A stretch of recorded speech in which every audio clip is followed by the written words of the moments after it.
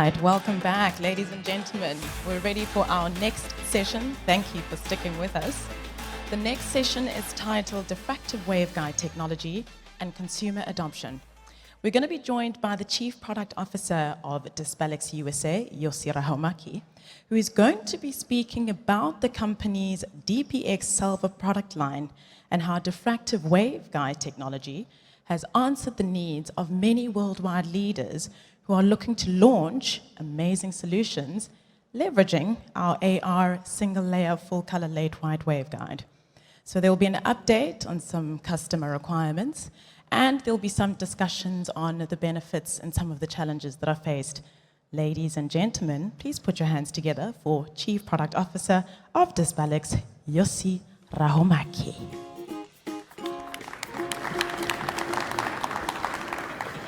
Good morning. Happy to be here. Some folks appeared after yesterday's party. Great to see you all. So today I'm going to talk a little bit about our thoughts for what the consumer all-day wearable displays should be like and why they should be so. Let me start. Who is Dispelix? What is Dispelix? So we are the leading waveguide designer and fabless manufacturer of diffractive waveguide displays, or surface relief grading type of displays, how you want to call it. We were founded 2015. Currently we are roughly 140 employees based in Finland, US, China, and also Taiwan. And we have raised a decent amount of funding so far. And a few core things about our technology. So we are focused on something called high refractive index type inorganic solution in this surface relief grading type of approach. I'm going to take you through that in a minute. And the kind of core of the company for long has been the design competence. We have inbuilt software to design this kind of displays, and it is based on very complex numerical optimization. We do support several solutions. Let's say we are focused on this waveguide display, but you need some image source there, and we gather LED compatible, micro LED compatible, and also laser beam scanning compatible waveguide solutions.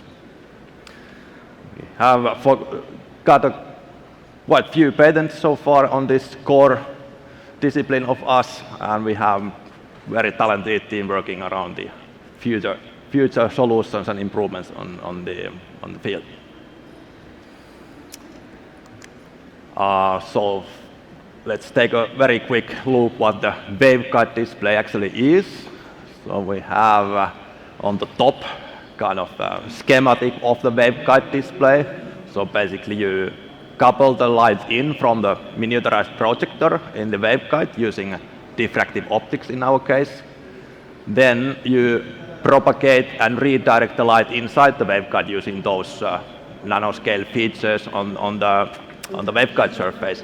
And finally you couple it out where the user's eye is, so that you can transfer the image inside the waveguide lens to the user.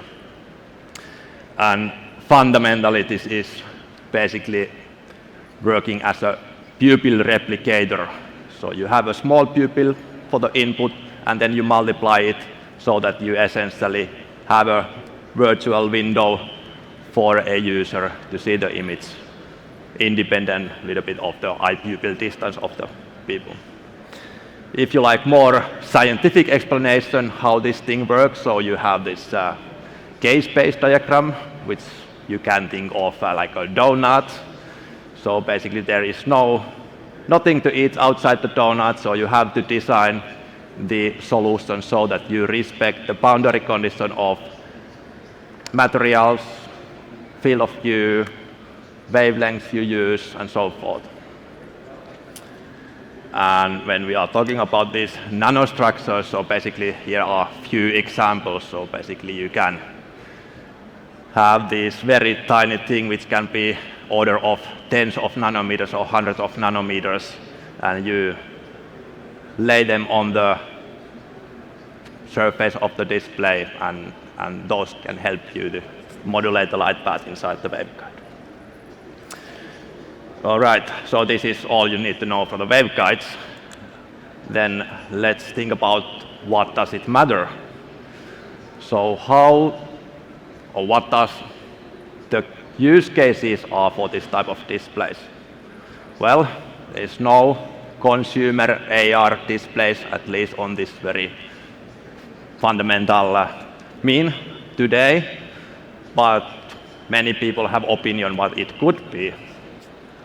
From our point of view, I would say I would like to think more on how does our new reality look like.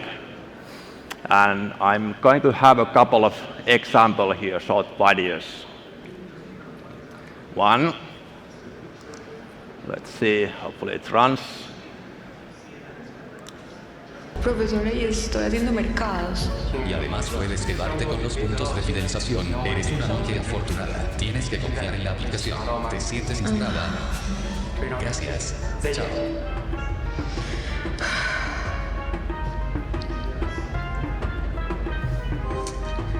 ¿Quién soy yo?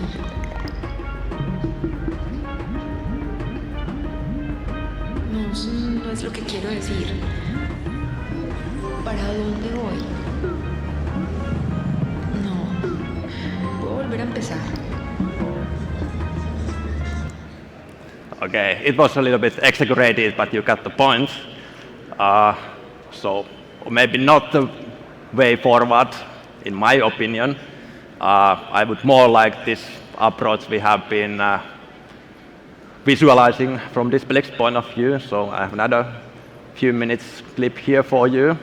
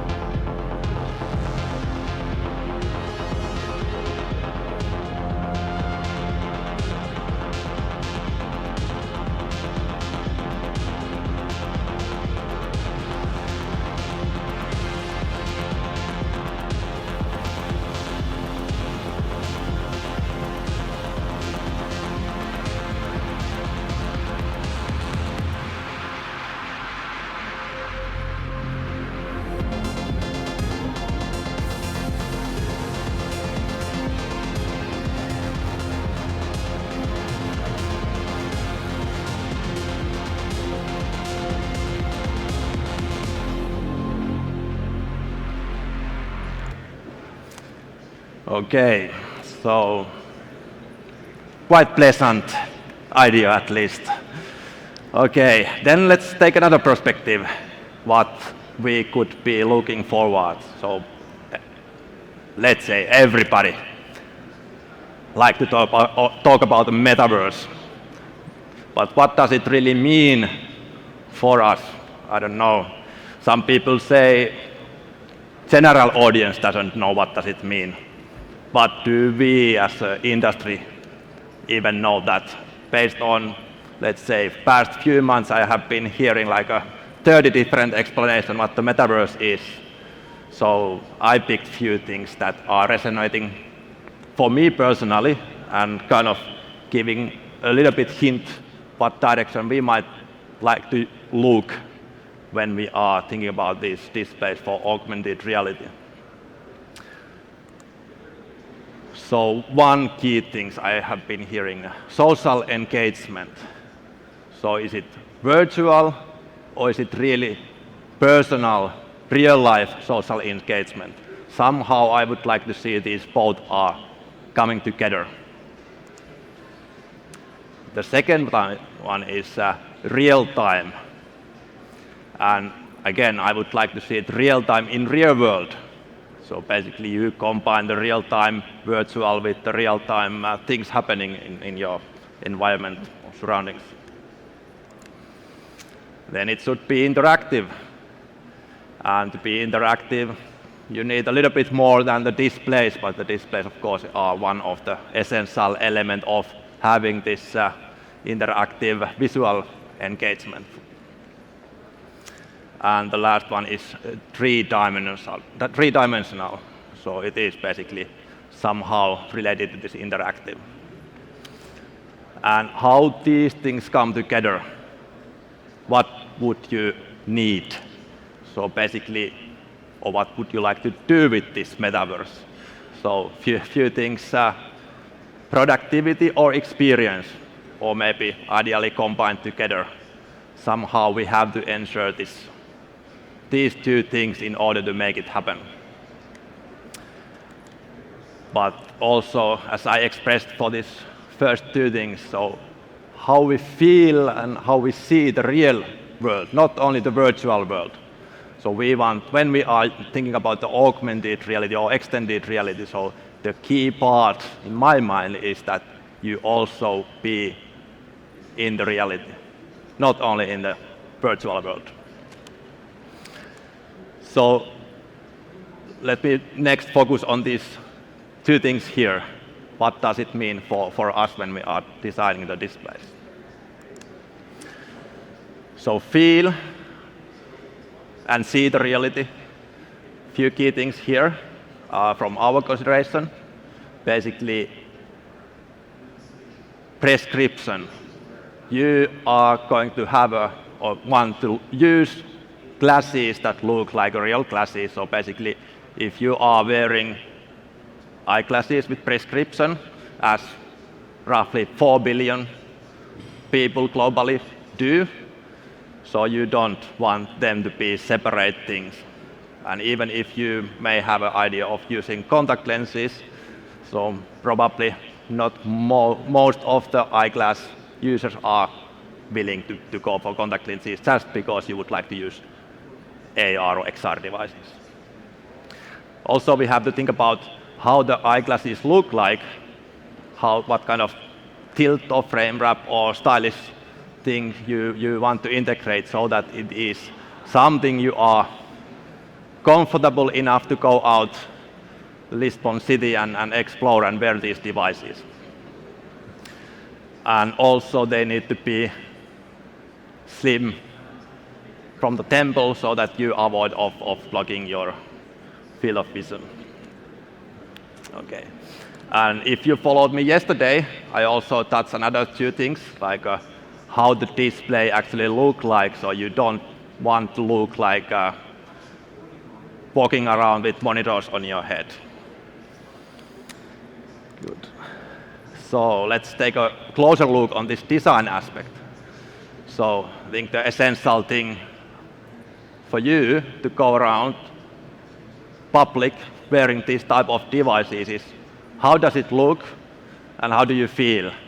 And here is the heat map of 60 top-selling eyeglass frames.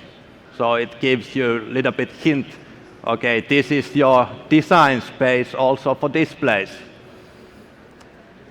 And if we think about how does it impact our doing, so basically we have to think about the architecture, where to place the input, where to place the output, how much area you have to use or you can use for the guiding the light inside the lens.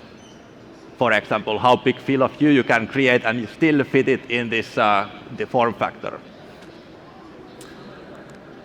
Other thing is the weight. Okay, feel the reality, but don't feel the pain, I would say. So how much you can afford to be used for the lenses. I have one example here for you. So we use 20 grams for binocular lenses. We use 4 grams for 2 projectors, 10 frame electronic battery, and what you get, 54 grams and maybe 1 hour screen time. Okay, doesn't sound like a lot. So if you think about taking a social media online call with your friend avatar, so you got 1 hour time to play with her. You obviously would like to get a bit more. So then thing is, let's say you need more battery capacity or better performance. Also, it is with these expectations you only had a display. You may need sensors to place the avatar in the real world. You need cameras, you need this and that, so to kind of build the whole system. So I think this is the one big challenge from the industry point of view, how to encapsulate all this stuff in same package and still look good and usable. Okay, and then let's go back to this question, if you have a prescription. Okay, let's take this example of -3 here. So you get several options from different material. So alone, a prescription with, okay, now this is -2 anyway, -2 prescription, you get 5 to 6 grams of weight only from the prescription, already 3 millimeter in thickness. So if you are going to stack or immerse the waveguide optics into this system, so you have to be very thin and very light. Otherwise, things get very bulky and heavy, and you don't want to wear a lot of weight on user's nose, because that's uncomfortable. Good. Then how about real-world visibility? Another few examples here. 3 great devices, nothing against those, just kind of highlighting few key things here. One is eye contact. Again, if you think about what I said earlier, so we want this to happen also in the real world. So when you are interacting with real people, so eye contact is very important. And there's 2 things that are affecting the eye contact. One is the dimming of the lenses. In many cases, you have to do it for a reason or other, but it is big trade-off the eye contact. The other aspect is how much light is flowing outside from the device on the world side, so basically glow, some kind of eye glow, which is hiding the user's eyes. The second one is see-through, so how well you as a user can see your surrounding. Third one is this peripheral vision.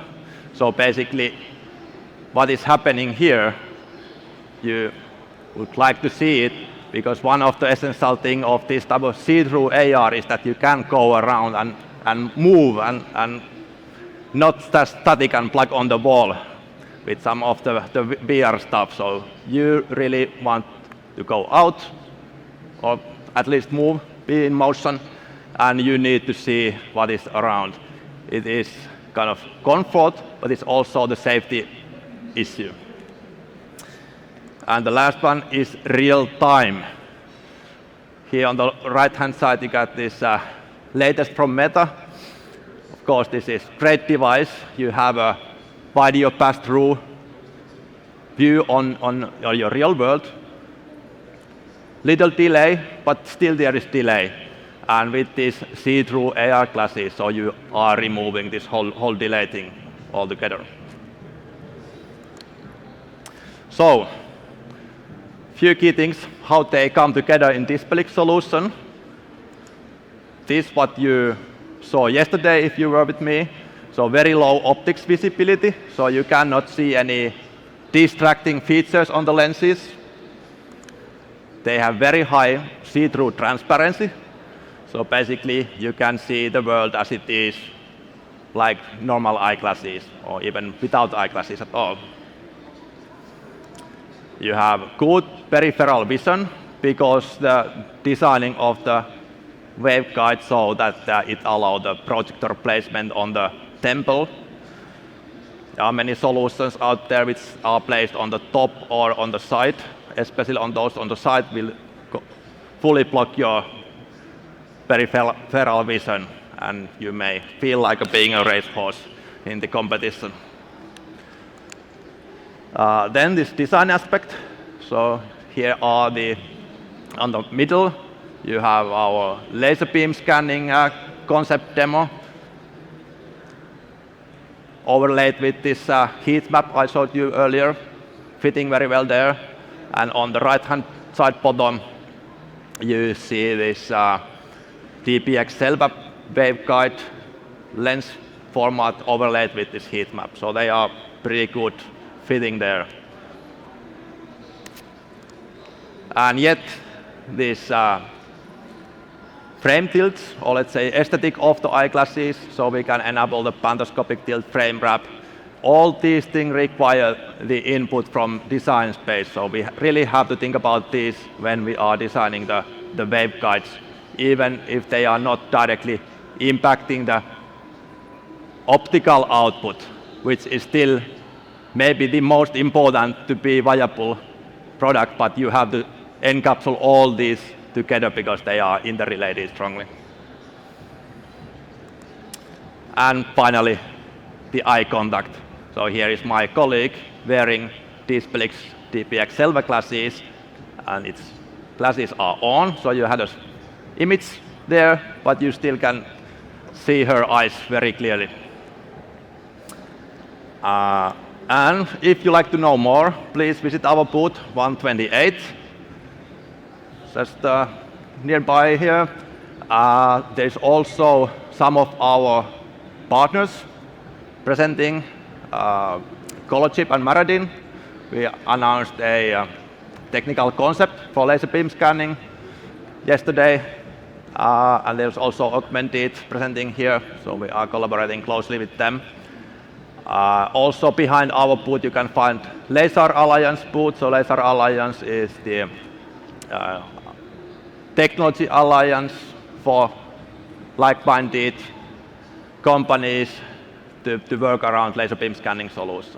So you can also take some of the industry fellows there. And that's pretty much all I wanted to say, so thank you everybody.